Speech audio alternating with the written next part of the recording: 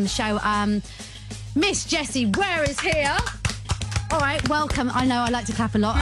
It's nice to have you here, and you've just kind of made my day because you absolutely love Capital Xtra, right? Yeah, so much. Like, all I've really wanted to be is played on Capital Xtra. Oh, my God. This is really special for me. So you've grown up listening?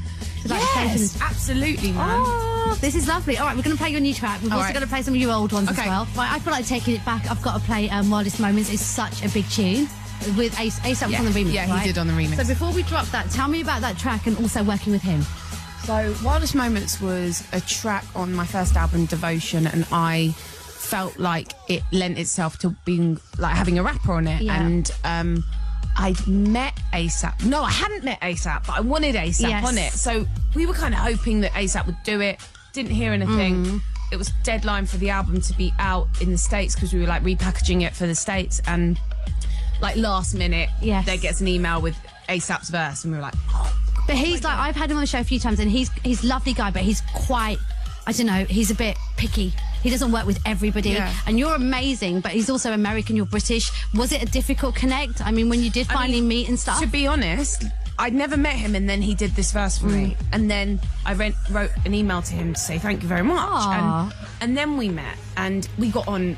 Didn't you do Wireless one year when he was there as well? I was on the same bill as him at Wireless, so everyone was backstage. It was like Tribe Called Quest, Nas, Jay-Z and Justin. It was crazy, and ASAP, and then that's when me and ASAP really hung out, and he was like, "Yo, meet my boy Ferg," and I'm like, "Okay, cool." Like, they're the nicest bunch. Have you partied with them?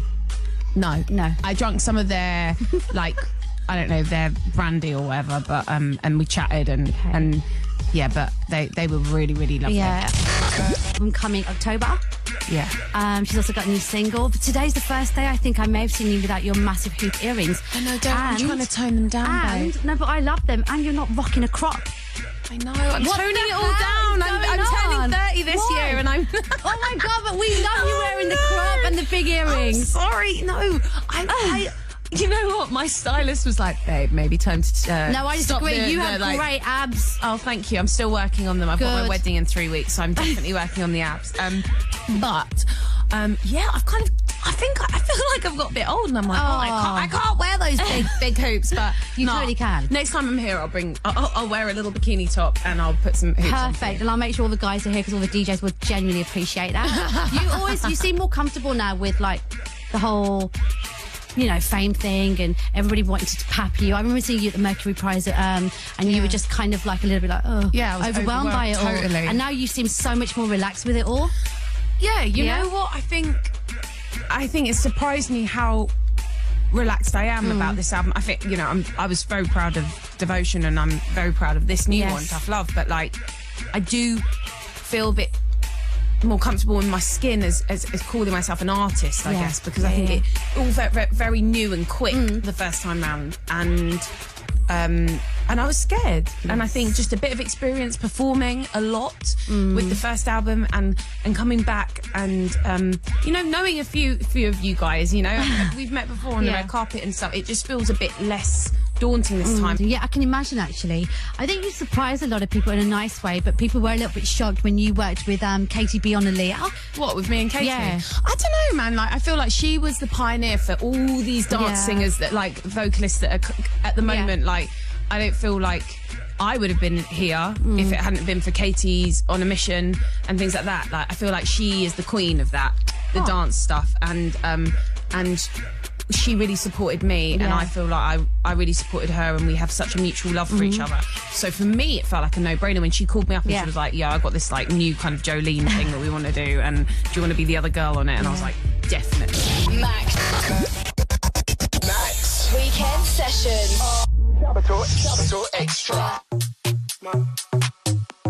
Album out in October. We're playing her new song very soon. How do you feel right now? Because music at the moment, especially, I don't want to say urban, but music in our scene at the moment has become so flipping accessible to the point where you could do absolutely anything and work with, I don't know, I just don't think there's as many rules as there were before, because you see Disclosure and then you see them remix of Pharrell Williams, you see Sam Smith rolling with a Mary J. Blige. All this stuff 5 years ago wouldn't have happened, but also you're kind of a little bit more part of this whole American explosion, and Americans love British artists. They do. Yeah.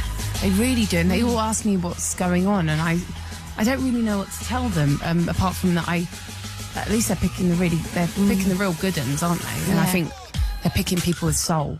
How do you find it when you're out there? Do they get you? Because I know a lot of Americans adore your music. When I play my shows there, it is very open. Like, they scream, they shout, they sing along. And that's really reassuring for somebody that's up on stage and is in Texas for the first time, and Houston, and you're like, oh, hi, we've never met before. And then they're just singing back to you. It's really fun.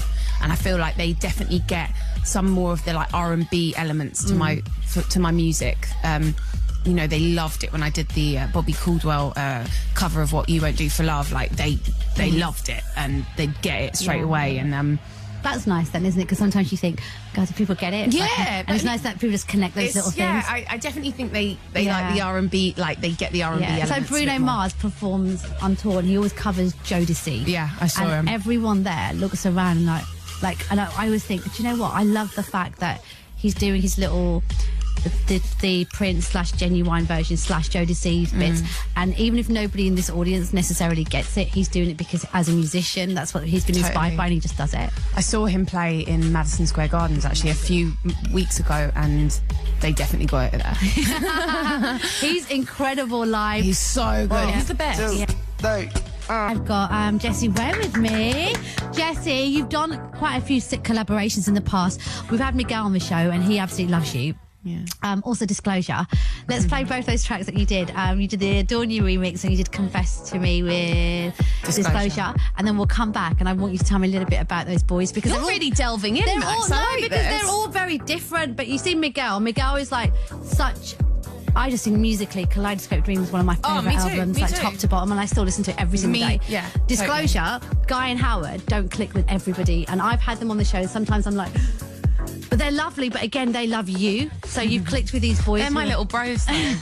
They're my little bros that I saw playing in Plan B in Brixton before they were signed to PMR, which is my label, and I was like, PMR, guys, you need to get these boys, because they're killer, and I love them. My friends put them on their dance night. It was like the bank holiday of August, like 3 years ago. And this is insane now then to see how well they're doing. We'll come back and talk some more.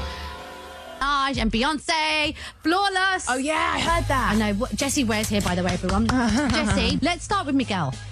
He's on the album. Yeah. Right? Okay, so you did this remix, which was so subtle. Because like your vocals were there, but it wasn't like full on like a typical duet between two people. Yeah. Beautiful track. How did that come about in Miguel? Okay, firstly, I apologise to anybody who loves that Adorn song as much as me. It definitely did not need Jessie Ware on it at all. Stop okay, it. That is firstly what I want to say. You sounded amazing on it. But but I had Miguel in the room with me telling me what to do, because I was like, I don't want to touch this thing. Like, you tell me what you want. Yeah. And he was like, okay, can you do that? Can you do that? So that was one of the very surreal moments. He had just supported Alicia Keys at the O2. We were doing a late night session. Now I'm a 9 to 5 kind of girl. Yeah. So are you? And you're a musician. I'm very unmusician like. So we're starting the session at like 10 o'clock. And I'm like, okay. And he drinks Jack Daniels and all that, doesn't he? He doesn't come until 12, and I'm getting a bit annoyed because I'm like this, and then he comes in and he's so charming and lovely. He's like, oh, has anyone got any like whiskey? And I was like, I love whiskey too. Okay, we're gonna get on. So I was there till about 4 a.m. doing this Adorn remix, getting a bit drunk, having the best time ever, being like, oh my god, I'm with Miguel. I love Kaleidoscope Dream. Did you do that? Did you say I love Kaleidoscope Dream? I tried to play it really cool, and I mean, hopefully it worked because he came back more, so it was fine. So we did that. Definitely didn't need me on it. I apologise. No, don't, because you know what, that track, we sat with it for so long and we'd loved it, and then it was just like a new twist to it. I do think some people think that I did it in my bedroom, and I was like, guys, I'm just going to put it out. No, I did get asked by Miguel. I promise you, I didn't want to ruin that song. That's official. You heard it. Okay. So came to me writing my album. Yeah. And I thought, I'm going to call in the favour. And you should. And I'm going to see if he wants to work with me. So I asked. He said yes. I couldn't believe it. We had 2 days together in LA in January. We wrote 2 songs I think you're going to love. Like, particularly one of them is Kind of Sometimes Maybe. And we reference... I love the title, Sometimes Maybe. Kind of Sometimes Maybe. It's very, very flirtatious. It's got... Miguel isn't. He's not singing in it. Yeah. He's kind of more like whispering in my ear. I know. What That's any something a girl little bit wants, right? creepy. No. Sounds a bit It's not creepy. It's like him just being really sexy, being like, I just want to talk. Oh Like that. my Yeah. God! like You know proper he's slow jam. filth though. Yes, He's I like know. filth. He's like sex when it comes to music. So I are know. you And being there's me. as filthy as No, him? I was but the people prude. do. No, shut up. I was such a prude, and then I Your had to do a music- speaking bit in it. What did you say? And I was like, I can't do this. I can't do this. I'm sorry. No. And I was trying to, and they were like, come God. on, Jessie, give it a go. And, Oh, and Miguel God. had just done all this, like, Oh God! oh, and then the speak being like, and I went, so I tried it, and it is in it, and it's really short, but I go, I was thinking, and I sound so awkward on it. And there's a chuckle in there because That's I was so laughing cute. so much. But I was like, I need to bring it Yeah. because he just did it so Did you have to do with him in the room? No, man. I just said, could you leave the room, please? It was so interesting because, like, literally, he went through the whole track just being like, yo, let me come over. He's so Like that. And I'm like, oh, God. I'm like, I've got goosebumps. This is so awkward. I want to die. It's such a shame that he's got a girlfriend. Do you have another? She's so nice. I know. Oh God, but that's You're like, whatever. This could have been like musical, like perfection. You two getting Oh together. my God, no. Because you're taller than him. Miguel's a shorty. That's babe, the only problem. I am getting married, and he has a very long-term girlfriend, and I think it's musical husband. music. He can be my musical husband. Your musical Fine. husband. He's my musical bro. He's like, he calls me little sis now and stuff. Like, Oh, okay, Jessie, I'm going to play some music and we're coming back and I've got some games to play with you. If you're having a wicked weekend, Kid Ink, also Chris Brown, Main Chick, Bungie Garland. It's such a big track, just makes me want to go out raving. Right, my special guest is Jessie Ware. Yes. Jessie, I want to talk to you about Bengal, these producers that you've been working with. They're two big heavyweights, right? So tell me a bit about working with them. we worked together a couple of years ago, and Okay. we've got a song that we haven't released yet, but Right. like is like where our kind of relationship began. I mean, I know it's 2-Inch Punch. Yeah. And it's Benny Blanco. Okay. Now, 2-Inch Punch is on PMR, my label, in the UK, and I've been friends with him for years. And 2-Inch Punch has known Benny Blanco for longer than I've known 2-Inch Punch. I love all this. If I made you say this really fast, I don't think you could say it. Peter Piper, Peter Pepper. It's like that. Yeah, go on. So they started doing this side project because obviously Benny's like this massive hit maker that does Yeah, like, amazing. you know, Diamonds or Kesha. They basically like they've known each other for years. They started this project. I was like, this sounds really fun. Yeah. I want in. We became friends, did some tracks together.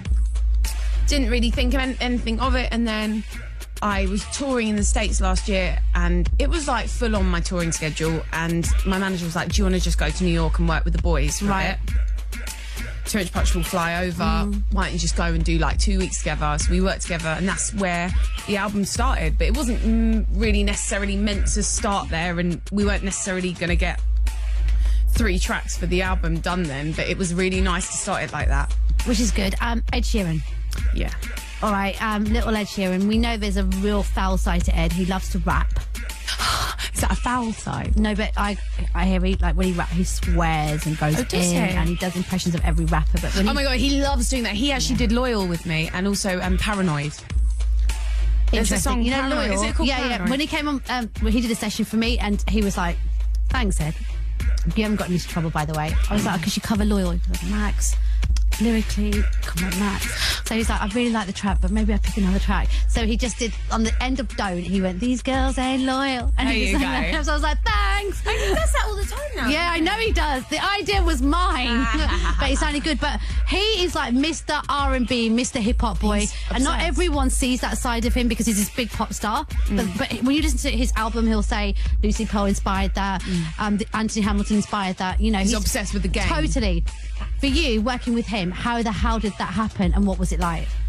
It happened because of Benny, because Benny produced Don't. Yeah. And also because I've known of Ed for years because I'm friends with his cousin who Yeah. goes and films him everywhere called Murray. Okay, I love it. And so it Murray? was, Murray. Great, shout out to Murray. Murray's wicked. Yeah. And so Ed was in New York at the same time that we were finishing the album, and we were trying to write another song and it just wasn't really working. And so Benny was like, look, Ed's in town. Do you want me to ask him if he's up for a session? I was like, yeah. And he said, yeah, he's up for it. He'll come after his SNL rehearsal, and you can chat. and make a tune, maybe. Was this the first time you guys were actually meeting? We'd met. He'd missed my show in LA, but he'd come backstage for the end of the show. So I met him. Ed, that makes you sound like a groupie. No, I know. It was so groupie. So we'd met there. Yeah.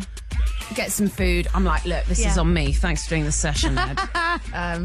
Go to the cashier and the girl's like swiping it through, and she's like, you know, a sassy woman. She's like, and then she goes, sorry, I just gotta say, I loves me some Lego house. And Ed went, oh, thanks very much. I was like, oh, he's a really big deal here. Like, yeah, he is. We love him. We all love us some Ed Sheeran. So I'm going to rewind Ed recently in Xtra. I'm Max, and it's been such a pleasure having her here. Jessie Ware is here. I love you. I'm so gassed that I'm on Capital Xtra. You don't understand. Seriously. We're going to stalk you now. I tried to make my last record. I thought was Capital Xtra, but this one, hopefully you're gonna like. Hopefully you're gonna like. It's on. It's playlisted. It is. Your Capital Xtra. Sick. It's fine. It's sorted. Right, we're gonna play it. Wedding is when?